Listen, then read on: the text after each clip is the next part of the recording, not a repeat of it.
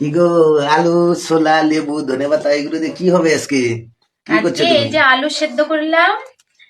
এখন আমি ফুচকা তৈরি করেছি। আলু সেদ্ধ করলাম, এটা মাখা করব, তারপরে আমার সোনা সেবা করবে।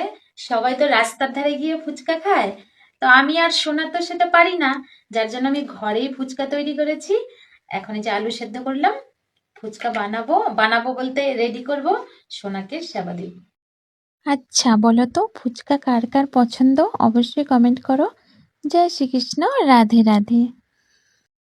হরে কৃষ্ণ হরে কৃষ্ণ কৃষ্ণ কৃষ্ণ হরে হরে হরে রাধে রাধে। এখানে নিয়ে নিলাম টক দই, মধু, ঘি, তুলসী পাতা। এখন আমি আমার সোনাকে স্নান করাবো। অনেকেই আমার সোনার স্নান দেখতে খুব পছন্দ করো।